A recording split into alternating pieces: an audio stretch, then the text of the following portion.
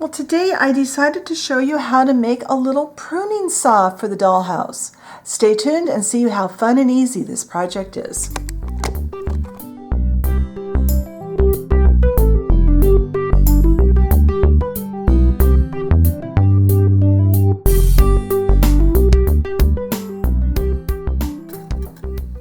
All right, so the first thing we're going to do is create our blade for our little saw. And what I have here is a chunk of the metal tear strip that's on a package of plastic wrap. I always save those when the package is empty, and then I've got them to craft with. So on this one, the holes on this are approximately a 1/2 inch apart, so that's about how long our blade is going to be. I'm going to use some pliers, kind of flatten this out.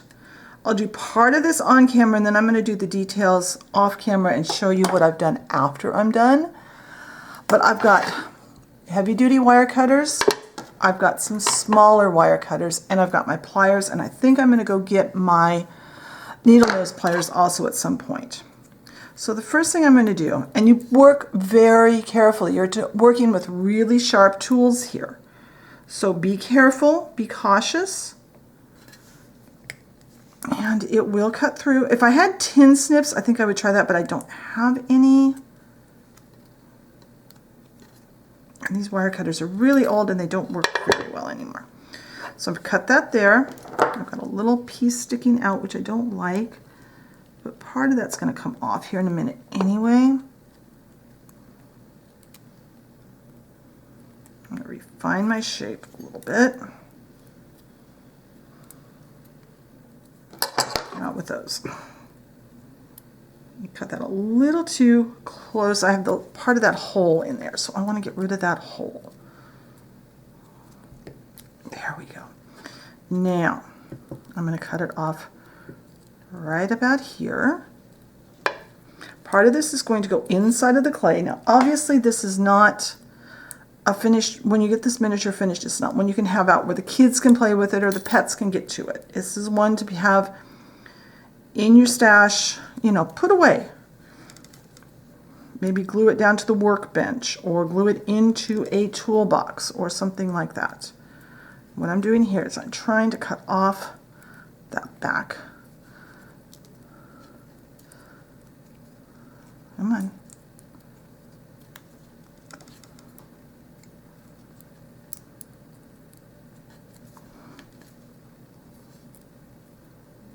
I'm going to turn the camera off. I'm going to get this trimmed up a little more because I need to get it where I can actually see what I'm doing. When I get this part cut, I'll be back and I'll show you the next cuts. All right, I got the most of that rough part cut off, and I've got my needle nose pliers because I need to fold the part behind the hole.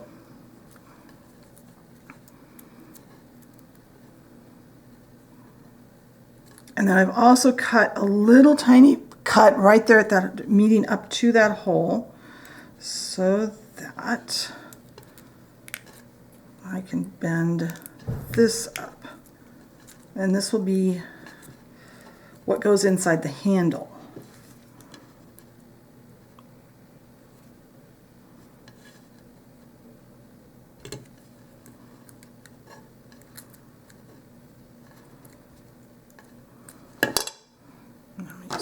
Bigger pliers, make sure that is nice and flat. And if you've got tin snips and you're more talented than I am at cutting that, you will probably have a neater job. Now I've just got some scrap clay, literally out of my scrap bag. I'm just going to mix this piece together because it doesn't matter. It's going to be whatever color you've got. I'm going to back that up.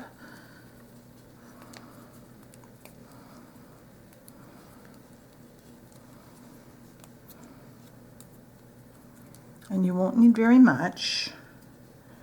Start out with a piece about like that. Now it's really important, since we are wanting this to stay on, I have some translucent liquid Sculpey here. And I'm going to pretty well coat this part that we bent up with liquid Sculpey. Put that back in its little container over there.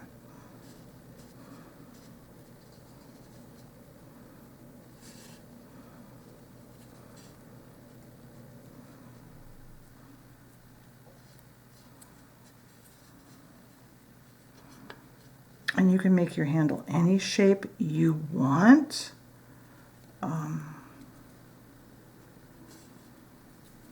So I'm going to refine the shape a little bit, and when I get that done, I will come back and I will show you how this looks.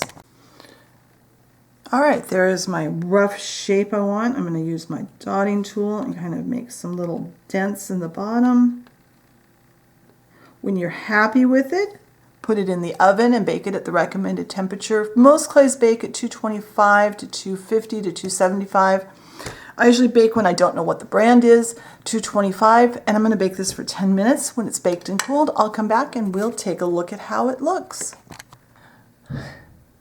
All right, here is the one I made on camera, and here's one I made off camera. You can see there's a different shape. I cut the blade slightly different shape. I made the handle a little bit of a different shape. You can do these any way you want. Just be sure to put these away where pets and small children can't get a hold of them, because they are sharp. But I think they'll be a really good addition to maybe the doll's workshop or a toolbox or the garage, something like that. Just that little something to add to the scene to make it look a little more real. Be sure and check the blog post for photos. If you like the project, be sure and hit the like button. Leave me a comment. What kinds of things would you like to see in future videos? If you enjoy my content and haven't subscribed, I encourage you, hit that subscription button and the notification bell so you know when I put up a new video. Thank you very much for watching today, and I will talk to you next time. Bye.